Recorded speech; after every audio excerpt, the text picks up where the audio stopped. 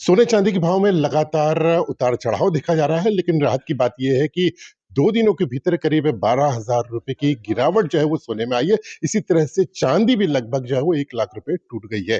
तो इसके बाद से देख सकते हैं कि शोरूम्स में लोग जो है वो इक्का-दुक्का ही लेकिन ज़रूर पहुँचने लगे, क्योंकि इसके पहले जब वो रेट बढ़ रहे थे तो लगातार ये देखा जा रहा था कि लोग जो है शोरूम में पहुँचते ही नहीं थे। लेकिन अब राहत मिलने के बाद में खरीदी बढ़ गई है। शॉपकीपर हैं, हम उनसे बातचीत करेंगे। सर देखिए कि किस तरह से देखते हैं अभी पहले क्या स्थिति थी और आज क्या स्थिति बन रही है? पहले सोने के भाव कम थे तो ऑब्वियसली ग्राहक जो है वो दुकानों की तरफ थे।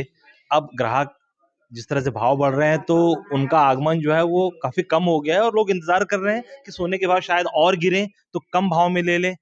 लेकिन मैं ये बताना चाहूँगा कि भाव की अस्थिरता जो होती है बहुत तात्कालिक रहती है और सोने के भाव यदि गिर रहे हैं या चांदी के भाव गिर रहे हैं, तो मैं ग्राहकों को ये ज़रूर बताना चाहूँगा, ये भाव बहुत कम समय के लिए गिरते हैं। हफ्ते दिन, 10 दिन, 5 दिन की गिरावट रहती है, उसके बाद फिर से तेज़ी रहती है। तो ये उम्मीद बिल्कुल ना करें कि ये भाव गिरते ही जाएँगे, भाव ज़रूर चढ़ेंगे और ये भाव बहुत कम समय के लिए गिरे हुए हैं। क्या लग रहा है कि आने वाले समय में किस तरह की स्थितियाँ आप देख सकते हैं? जैसे कि लगातार देखा जा रहा था कि सोना बढ़ता गया, अभी 10,000 रुपए, 12,000 रुपए कम हुआ है। आने वाला समय क्या दिख सकता आने वाले समय में एक कॉमन प्रेडिक्शन जो मार्केट में है, वो ये कहा जा रहा है कि सोना 2 लाख प्लस जाएगा और चांदी 4 लाख प्लस जाएगा।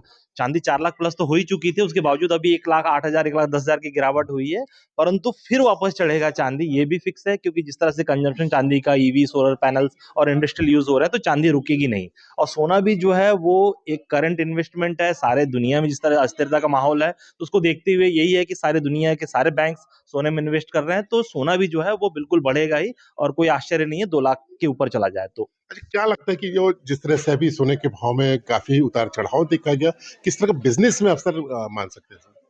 बिज़नेस में तो बहुत प्रभाव पड़ा है। पहले हमारे फुटफॉल जितने होते थे, अब उसके आधे भी नहीं रहे हैं, पहली चीज़। दूसरी, जो बहुत छोटे दुकानदार हैं, उनको बहुत तकलीफ़ है क्योंकि जो गाँव की ग्राहकी रहती है या जो सीज़नल ग्राहकी रहती है, वो भाव पे ही डिपेंड करती है।